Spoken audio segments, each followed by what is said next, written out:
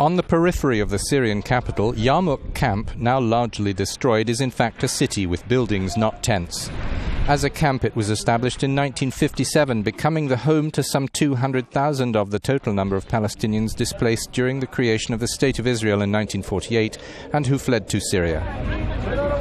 With the civil war breaking out in 2011, Yarmouk split into factions on the side of the Assad regime and factions that are against it.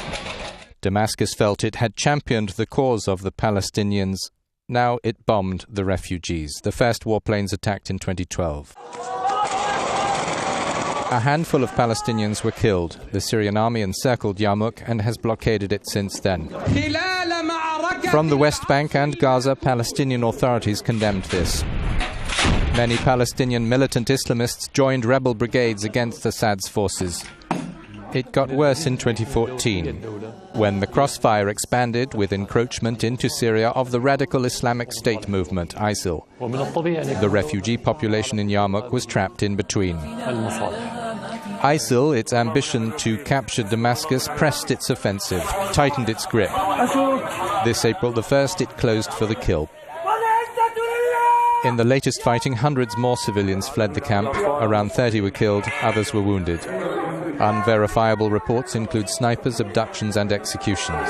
Christopher Gunnis, an official with the UN Agency for Palestinian Refugees, refers critically to outside non-intervention in the Syria crisis from the beginning. Yarmouk has been the result of political failure, and those political failures are the result of disunity. We need political differences by the main powers in the world to be put aside.